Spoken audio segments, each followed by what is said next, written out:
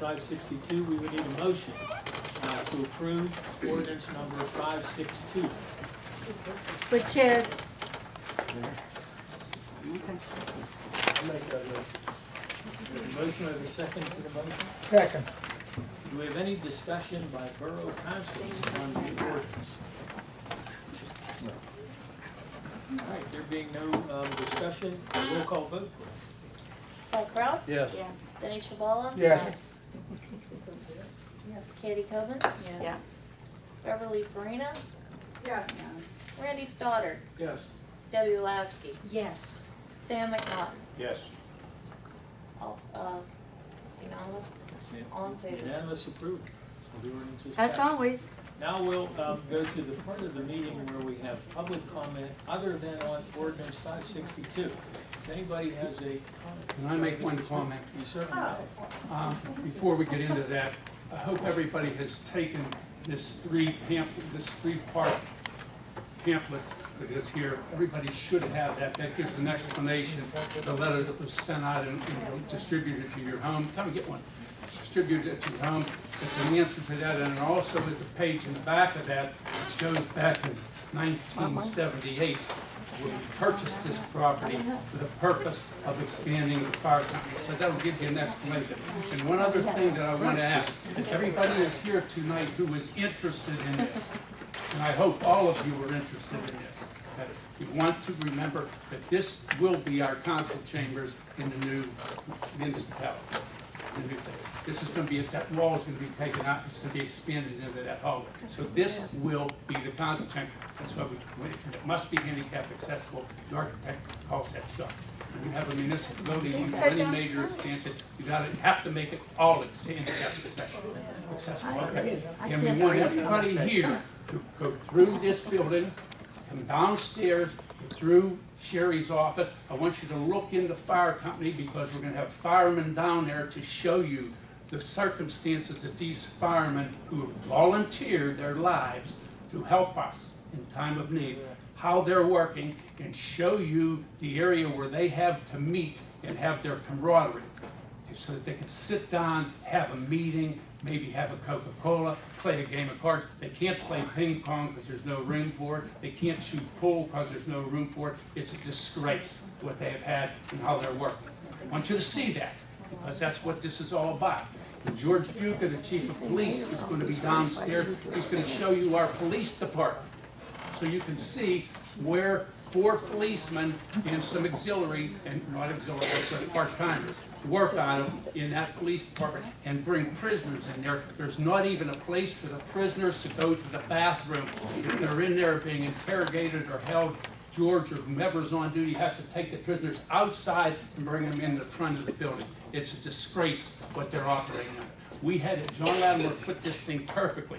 You either had to make a decision to get in business, stay in business, or get out of business. We're either a borough or we're not a borough, okay? And we have elected, this council has selected because we like this time to keep this borough, Blawnox borough.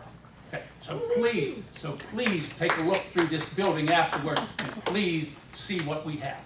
And you were elected to do that. That's exactly Why right. didn't you do it 37 years ago? We trust you, sir, to make the decision. You don't have to knock on every door here. It's, Thank you. Okay, That's now all is I the, thank you, Mr. Mayor. Now is the time for other public comment other than ordinance 562. If anybody has any comment in regard to the borough, not anything in general, but in regard to the borough. Well, let's start the same way. Again, Miranda Yamaka, Blawnox Upholstery, 388 Freeport Road. I want to say thank you so much as a business for this past winter when we had that dump of 2 feet of snow. Thank you for helping us as a business get that snow off the sidewalk so we could have our customers in our door. And I'm not sure who I would speak to about this or who would come see me, but we would like to give back to the community here in some services of reupholstering some of your existing furniture. So whoever that is, please come and see me and we can help you with You that. do that with the new building. Yes.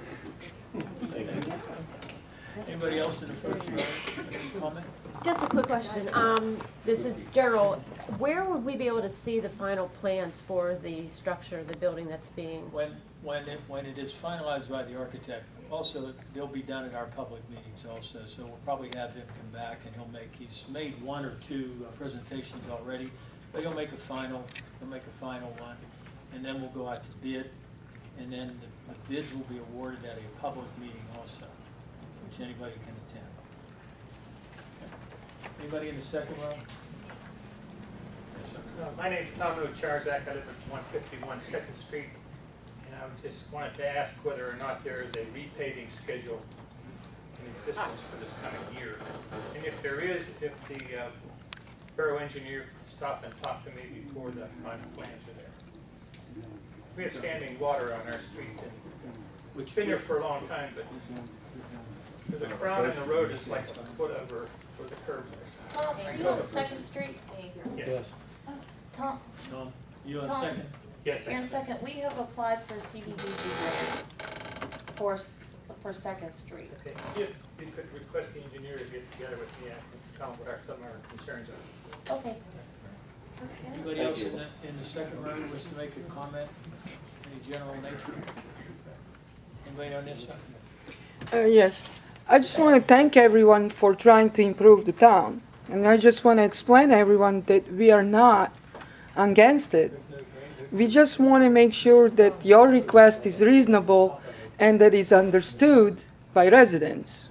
All the details, and that's why I requested if you could provide that, please, to residents. In the water bill, we get our, like mail that comes in the water bill, like, how you call that thing? Yeah, the newsletter. Yeah, we have that. So we would really appreciate it so that if we have clear understanding, then we can know for sure that we are not really living beyond our means, because we don't want to, we can't afford, if we cannot afford our own mortgages for the houses, how can we stretch our further expenses? It needs to be just explained a little bit so that we know that our tax money is not affected. Okay, thank you. Thank you. Anybody in third row? Elaine Palmer, Summit Giants. My husband built Sharpsburg's municipal building addition, and it's beautiful, it's real pretty. And as you said, I think, sir, construction's horrible right now. So this is the time to get a bid, this is the time they want the work. So it's a good time to do it. All right, anybody on this side, general nature? Sorry. Donna Ramsey, 341 Freeport Road, Blawnox.